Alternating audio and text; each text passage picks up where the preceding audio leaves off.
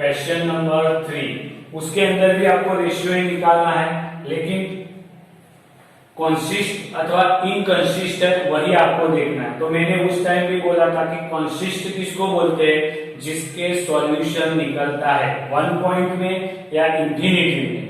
जिसका भी सॉल्यूशन निकलता है वो कॉन्सिस्ट है।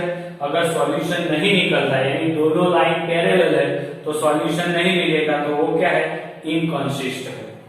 तो उसके अंदर मैं आपको तीसरा वाला दिखाता हूं, 3/2x plus 5/3y is equal to 7 है, और 9x 10y is equal to 14 है। तो इधर देखो मैं क्या करता हूं, इसके जैसा इक्वेशन बनाता हूं। तो 3 और 2 का एलसीएम 6 निकलेगा, तो इधर 3 से मल्टीप्लाई होगा तो 9x, इधर 2 से होगा तो 5 2 10y, नीचे आएगा 6 इज इक्वल टू 7, तो 9x प्लस 10y, 6 इधर ऊपर जाएगा, 6 7 42, तो ये इक्वेशन 1 हो गया, और 9x minus 10y is equal to 40 equation 2। ये दोनों equation for the given linear equation a1 is equal to 9, b1 is equal to 10, c1 is equal to 42। इधर a2 is equal to 9, b2 is equal to -10 और c2 is equal to, देखो ये 42 इस side, अगर इस side आएगा यानी 9x plus 10y minus 40, ऐसे लिखना पड़ेगा। इसीलिए इधर क्या आएगा, -40, और इधर भी -14 आएगा। अब हम वो रेशियो ले लेते, तो a1/a2 9/9 इज इक्वल टू 1। इधर लेते हैं b1/b2 तो 10/-10 यानी -1। तो ये देखो 1 है, ये -1 है, इक्वल नहीं है, यानी a1/a2 not equal to b1/b2। अगर a1/a2 not equal to b1/b2 है तो आपको पता है उसका सॉल्यूशन क्या आएगा, 1 पॉइंट पे आता है, बराबर है ना, सॉल्यूशन ऑफ 1 पॉइंट। सो क्या बोल सकता हूं, hence the given pair of linear equation is, क्या हो गया, consist हो गया, बराबर है कि नहीं। hence the given a pair of linear equation is consist, क्योंकि ये a1/a2 not equal to b1/a2 है, यानी क्या मिलेगा, सॉल्यूशन मिलेगा। और वो भी पहला देखा था एग्जांपल की उसकी तरह है, इंटरसेक्ट एट 1 पॉइंट था, और इंटरसेक्ट 1 पॉइंट है यानी इसका मतलब सॉल्यूशन मिलता है। सॉल्यूशन मिलता है तभी ये दोनों लीनियर इक्वेशन कैसे है, कंसिस्ट है। तो इस तरह से मैंने तीसरा किया है, क्वेश्चन 3 में डायरेक्टली तीसरे नंबर का, उस तरह से आपको बाकी के 1 2 4 और 5 वो होमवर्क में करने हैं आपको खुद से। क्या है, कंसिस्ट है कि इनकंसिस्ट है वो देखना है, बाद में ग्राफिकली मेथड से सॉल्यूशन निकालना है। तो पहले ये करके देख लेना का कंसिस्ट है कि इनकंसिस्ट है, कंसिस्ट है या इनकंसिस्ट है, दोनों का आपको ग्राफ ड्रॉ करना है। तो आपको सॉल्यूशन अगर कंसिस्ट है तो सॉल्यूशन मिलेगा, इनकंसिस्ट रहेगा तो सॉल्यूशन मिलेगा नहीं, दोनों पैरेलल लाइन बनेगी। वो ग्राफिकल मेथड हमने आगे देखी, उस तरह से आप क्वेश्चन को भी ये करके कर सकते हो, बराबर। ये सॉल्यूशन निकलता है कि नहीं है वो तो मैंने आपको एक एग्जांपल बताया है, उस तरह से कर देना है। अभी क्वेश्चन नंबर 5 में है, half the perimeter of rectangular garden whose length is 4 meter more than its width, find the dimension of the garden। तो इधर जो डायमेंशन की बात की है, dimension means length and breadth है, तो हम एज्यूम कर देते हैं let's the length is equal to x, और सभी आपको मीटर में दिया तो एक्स मीटर एंड दूसरा है breadth, breadth is equal to y metre, बराबर है। ये लेंथ एक्स मीटर है, ब्रीथ वाई मीटर है। तो आपको पता है रेक्टेंगुलर गार्डन है तो इसकी पेरीमीटर आपको डायरेक्टली मिल सकता है। Half of perimeter of rectangular garden whose length per meter more than its width is 36 meter. Find the dimension of, तो जो हाफ पेरीमीटर दी है तो पहले पेरीमीटर छोड़ते हैं। Perimeter of rectangular garden is equal to length cross breadth, यानी x cross y, यानी xy। अभी हाफ पेरीमीटर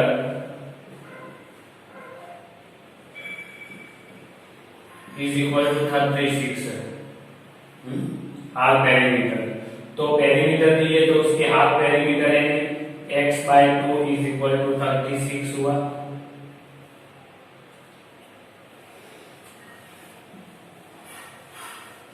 तो पेरीमीटर ऑफ रेक्टेंगुलर गार्डन कितना हुआ 2 into l plus b, तो 2l कितना हुआ x plus y। अब half perimeter is equal to 36 है, तो ये पेरीमीटर है, हाफ पेरीमीटर यानी divide by 2 is equal to 36, 2 cut गया तो x plus y is equal to 36, equation 1 मिल गया। दूसरा क्या मिला, लेंथ इज 4 मीटर मोर, तो length is 4 metre more than its width, width या उसकी ये ब्रीथ भी कह सकते हो आप। तो ये लेंथ और ये ब्रीथ, लेंथ है वो 4 मीटर ज्यादा है, अगर वो 4 मीटर ज्यादा है तो उसको 4 से ऐड करना पड़ेगा। तो x y साइड है y is equal to 4, equation 2। तो इक्वेशन 1 और 2 मिल गया आपको। अब ये इक्वेशन आपको अभी तो दूसरी कोई मेथड आई नहीं, तो आपको ये इक्वेशन है वो ग्राफिकली मेथड से सॉल्व करके उसका आपको क्या करना है, वो ग्राफ ड्रॉ करना है और उसका सॉल्यूशन निकालना है, बराबर है। तो वो आपको खुद से करना है।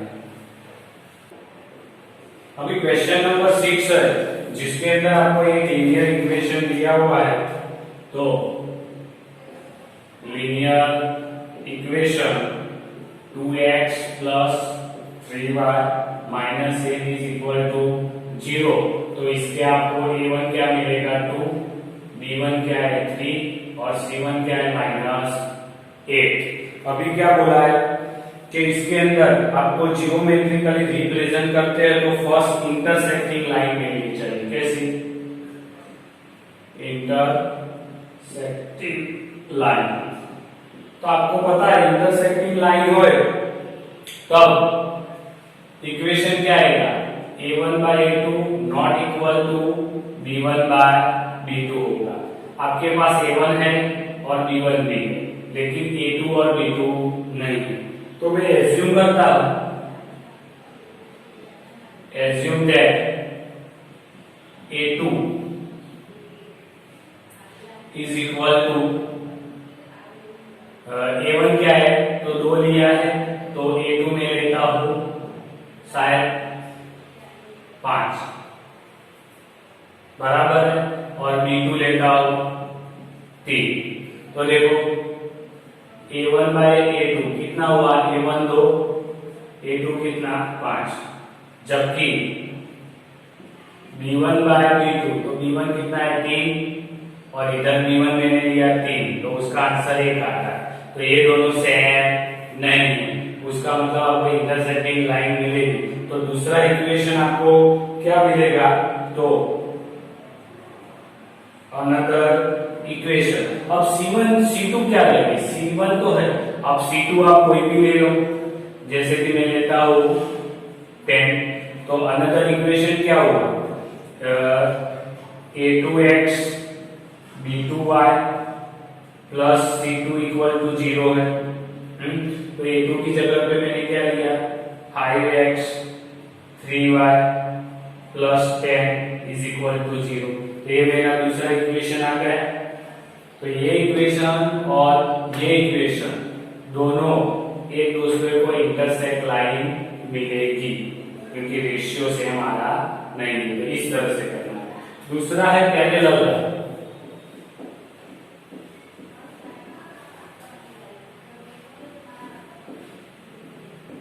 पैरेलल लाइन,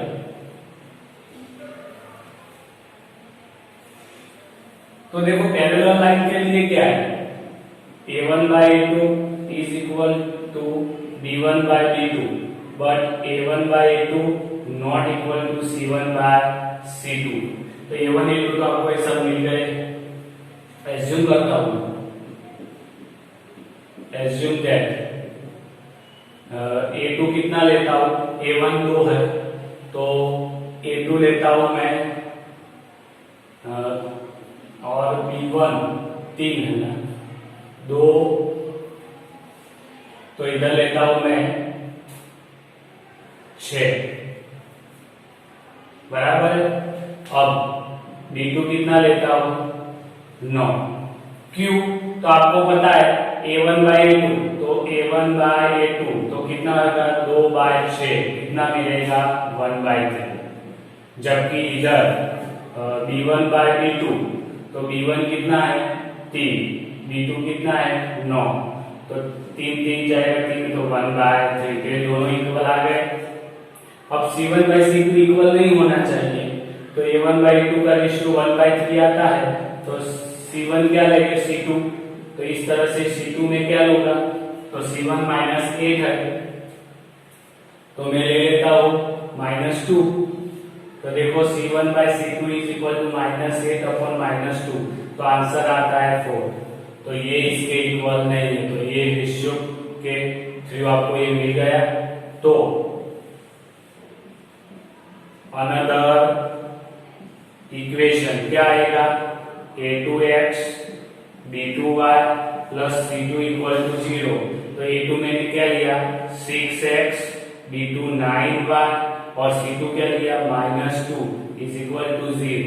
तो ये दूसरा इक्वेशन है, ये इक्वेशन और ये फर्स्ट इक्वेशन, ये दोनों को आप सॉल्व करोगे तो पैरेलल लाइन मिलेगी, यानी एक भी सॉल्यूशन मिलेगा नहीं। इस तरह से आपको कोइंसिडेंट लाइन है तो उसका भी कर देना है। उसमें तो सभी रेशियो इक्वल आएगा, A1 by A2 is equal to B1 by B2 is equal to C1 by C2। तो ये दोनों तो इक्वल दिया है, C2 भी ऐसा लेना है कि जिसका आंसर 1 by 3 होना चाहिए, बराबर है। तो उस तरह से वो भी कर देंगे। तो आप देखो क्वेश्चन नंबर 7 है, जिसके अंदर दो आपको इक्वेशन दिए, तो मैंने इक्वेशन उसमें x इज इक्वल टू किया, आप y की वैल्यू डालोगे तो x मिलेगा, तो वो मैंने ढूंढ लिया है, बराबर। इस तरह से दूसरा इक्वेशन है जिसमें मैंने x इज इक्वल टू बनाया है, इधर भी आप y की वैल्यू डालोगे तो x की वैल्यू मिलेगी। इस तरह से आपको x और y मिलेगा। तो फर्स्ट x और y मिल रहा है, उसके ऊपर से हम इधर मैंने ग्राफ बनाया हुआ है, तो आप ग्राफ थ्रो करोगे तो -1 0, y 0 है तो और x दिया है तो x के ऊपर ही आएगा -1, तो ये रहा। दूसरा कौन सा है, 2 3, तो x 2 है तो ये रहा, y 3 है तो ये रहा, तो ये 3 वाली लाइन, ये 2 वाली लाइन, तो ये मिलेगा। ये 2 पॉइंट मिल गया, तो 2 पॉइंट में से पास होती हुई लाइन इस तरह से मिलेगी आपको एक लाइन। इस तरह से दूसरा आप देखेंगे तो दूसरा कौन सा है, तो दूसरा है 0 6, x 0 है, y मिल रहा है, तो x के ऊपर नहीं आएगा क्योंकि x 0 है, तो y के ऊपर आएगा, तो तो 6 है, तो y 6 क्या है, ये रहे। फिर 4 0, तो y 0 है और 4 मिल रहा है, तो x मिल रहा है, तो ये रहा 4, तो ये टच हो गया। तो इन दोनों में से पास होती हुई लाइन हम ले लेंगे, तो ये